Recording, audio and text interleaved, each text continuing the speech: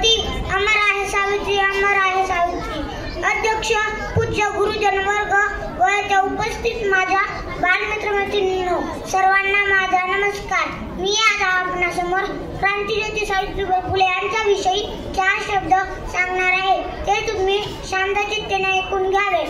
क्रांतिज्योती सावित्रीबाई फुले या भारताच्या पहिल्या महिला शिक्षिका तसेच मुख्याध्यापिका होत्या. त्यांचा जन्म 3 जानेवारी 1831 रोजी सातारा जिल्ह्यातील नायगाव येथे झाला. वयाच्या अवघ्या 9व्या वर्षी त्यांचा विवाह महात्मा ज्योतिबा फुले यांच्याशी झाला. विवाहानंतर महात्मा ज्योतिबा फुलेंनी सावित्रीबाई फुलेंना लिहायला वाचायला शिकवले व स्त्री शिक्षणाचा पाया रचला.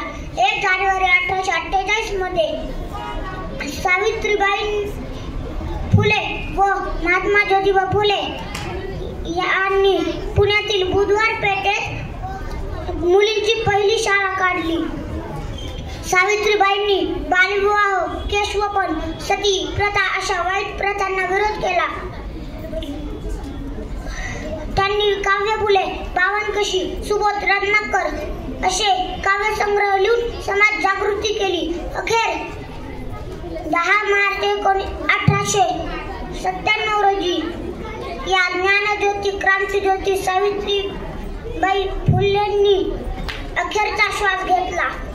एवढे बोलून मी माझे 4 शब्द संपवतो. जय